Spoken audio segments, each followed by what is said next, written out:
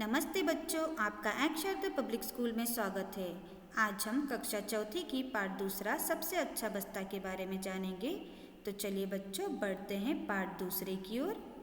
पाठ दूसरा सबसे अच्छा बस्ता। इस पाठ में पात्र है माँ, पल्लवी, अध्यापिका, सहेलियाँ और बूढ़ी औरत।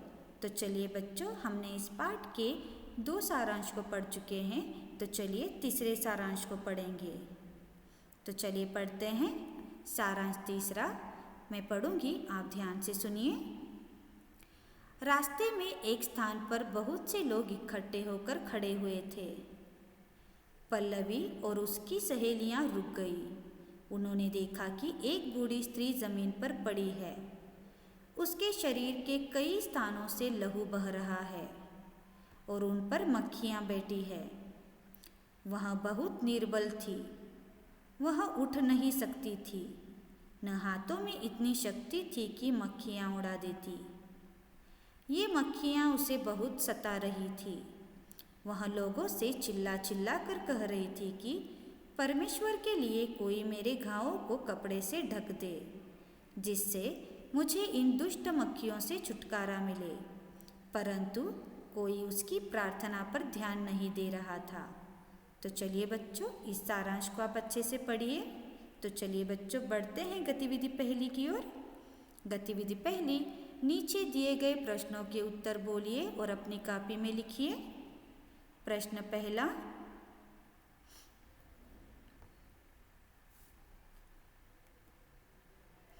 रास्ते में पल्लवी और उसकी सहेलियों ने क्या देखा?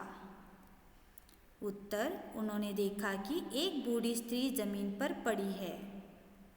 प्रश्न दूसरा, बूढ़ी स्त्री के शरीर से क्या बह रहा था?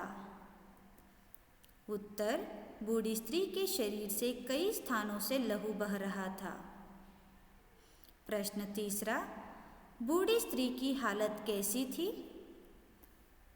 उत्तर, बूढ़ी स्त्री वह बहुत निर्बल थी।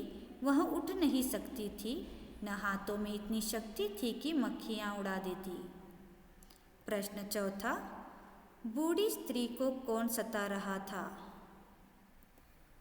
उत्तर, बूढ़ी स्त्री को मक्खियां सता रही थी।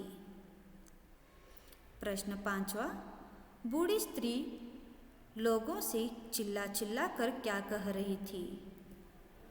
उत्तर, वह लोगों से चिल्ला चिल्ला कर कह रही थी कि परमेश्वर के लिए कोई मेरे घावों को कपड़े से ढक दे, जिससे मुझे इन दुष्ट मक्खियों से छुटकारा मिले। तो चलिए बच्चों, इन प्रश्नों के उत्तरों को अपनी कॉपी में लिखकर यह गतिविधि को पूर्ण कीजिए। तो चलिए बच्चों, बढ़ते हैं गतिविधि दूसरी की ओर। गतिविधि दूसरी, नीचे दिए गए चित्रों के नाम लिखिए। तो पहला चित्र का नाम है सूरज, घर, पेड़ पौधे, आकाश, सड़क, फूल, तितलियां, इंद्रधनुष। तो चलिए बच्चों, इन शब्दों को अपनी कॉपी में लिख कर लीजिए और यह गतिविधि को पूर्ण कीजिए। तो चलिए बच्चों, बढ़ते हैं गतिविधि तीसरी की ओर। गतिविधि तीसरी, नीचे दिए गए शब्दों से वाक्य बनाकर लिखिए। तो पहला शब्द है सूरज। तो चलिए इससे वाक्य पढ़ते हैं। मुझे सूरज को देखना अच्छा लगता है। तो इसमें हमने सूरज शब्द से वाक्य बनाया है।